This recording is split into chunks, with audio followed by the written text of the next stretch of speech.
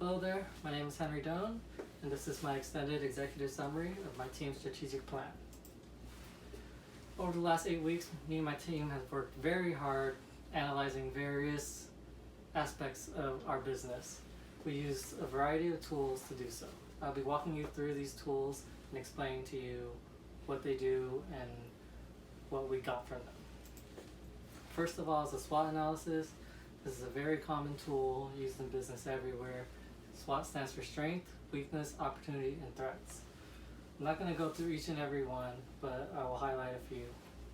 One of our strengths is we currently have over 1,500 original shows and movies in our streaming library.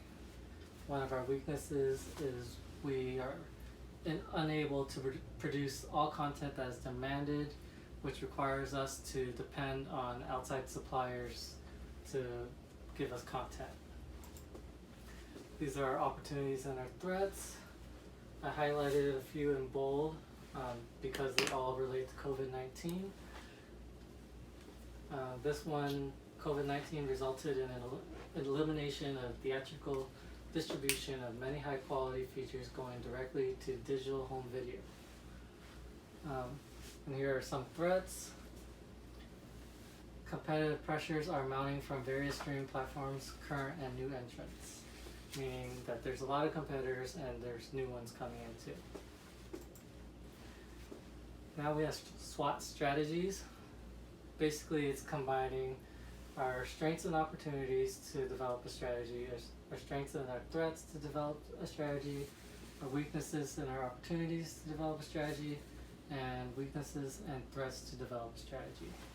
I will choose this one to talk to you about.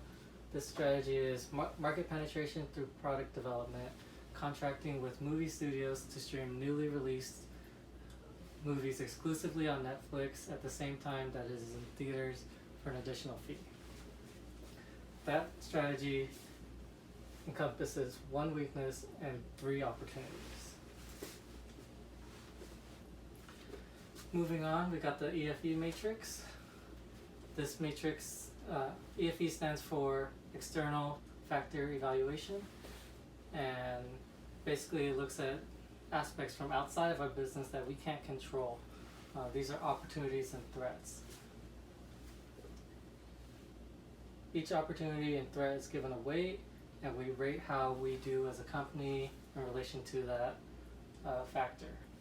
And then after that is multiplied and you get a weighted score. At the end you get a total EFE score of 3.25 for Netflix. Next we have the IFE matrix, which is the opposite of an EFE matrix. It's an internal factor evaluation. And it's basically the same thing, but now we're looking inside the business and what we can actually control. These are our strengths and weaknesses, and it's doing the same thing with the weight and rating and weighted score. At the end we get a 2.99 weighted score. Now we have the IE matrix, which is internal external matrix. Basically we take the IFE score and the EFE score and we compare our different regions, in this case that's marked as divisions, and we graph it based on the score of each region. As you can see here is US and Canada, Europe, Middle East and Africa, Asia, and Latin America. Basically the best place to be is over here and the worst place to be is over here. Our US and Canada division is our strongest, so that's why it's over there, while our other divisions are a little weaker because they're new. Here we got a BCG matrix. BCG stands for Boston Consulting Group, which is a private firm that specializes in consulting. We graph our different divisions based on market share and industry growth rate. All of our regions are market leaders, so they're all in the same spot. It looks like 1 circle, but it's really 4. They're in the stars category, which is the best spot to be.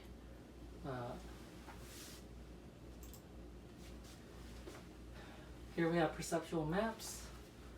We graph ourselves compared to our competitors based on two different factors. Here we have the amount of original content and the price, and over there we have the amount of advertising and the price. As you can see, Netflix is the most expensive streaming platform, but at the same time we also have the most original content and the least amount of advertising. Because of that, our consumers can see value in our product.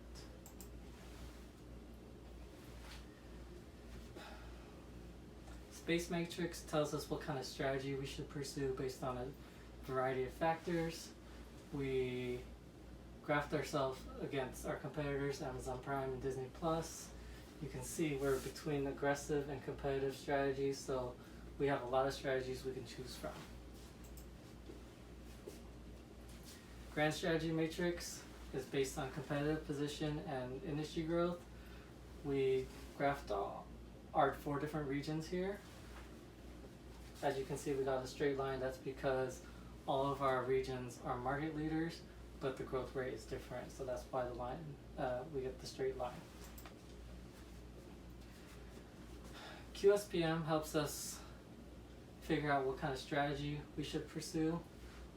So we have 2 different strategies here: market penetration through value proposition and market penetration through product development.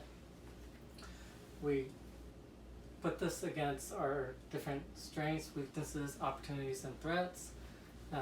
All those get a weight, an attractive score. We multiply it to get a total attractive score. These are our strengths and weaknesses, our opportunities and our threats. At the end, each strategy gets a score. So market penetration through value proposition gets a score of 4.33, while market penetration through product development gets a score of 2.89. This is telling us we should pursue a market penetration through value proposition strategy. However, this is just one factor that we considered, and all the other tools are telling us other things as well. So that's it for all of our tools. I'm going to talk to you now about the opportunity. COVID-19 has presented a new opportunity for Netflix that has been unheard of before. It's ravaged the entire global economy. It's disrupted businesses everywhere. Many businesses have had to restructure their entire organization and operations. Some businesses closed, and others even went bankrupt. However, Netflix has flourished in this time. We gained 15.77 million new subscribers in Q1, which is a 23% increase compared to 2019. This is due to the nature of the virus and how to prevent getting sick. Consumers are stuck at home and they're craving new content, and so they're watching Netflix. That's why we were able to flourish in this time. Our strategy is to capitalize on this. Again, consumers are stuck at home, they're craving entertainment, they need something to do. However, they've already watched everything on Netflix, they've watched everything on Hulu, they've watched everything on Disney Plus, and everything on Amazon Prime. So they need new content, and they're craving blockbuster movies, which there hasn't been any this year. We're gonna capitalize on that with market penetration through product development, through strategic alliances. We're gonna partner with major film studios. We're gonna get exclusive rights to stream their movies simultaneously with theaters. So all the best movies coming out that are going in theaters, they're also gonna go on Netflix. It's just gonna cost $30 extra to consumers, and they get to keep the movie as long as their subscription is active. Consumers are gonna see value in this because they can stream movies from the comfort of their own home on their own schedule. So they don't need to go to a movie theater at 6 o'clock. They could just watch the movie whenever they want. When they get home, or whenever they're done cooking, or even while they're cooking, they can watch a movie. It's a reasonable cost. At $30, you get to watch it with the whole family, which is probably cheaper for most people than going to the theaters. They can stream the movie in 4K quality, which makes it better than the theater. And Netflix will be the first and only platform to offer this, because we're going to negotiate with the movie studios and get exclusive rights to provide the service. Implementing this strategy is gonna take the best team, and luckily for us, Netflix has prided itself in having the best team. We hire the best and we keep the best, and we have the dream team. However, every team needs a leader, and leaders will be utilizing servant leadership to get the best out of the team. They will encourage creativity and innovation, and they're going to listen actively to their team, and they're going to empathize, they're going to affirm, they're going to build confidence, and they're going to provide feedback. All of this is going to get the best out of the team, and they're going to be able to implement the strategy the best way possible. And that's it. Any questions?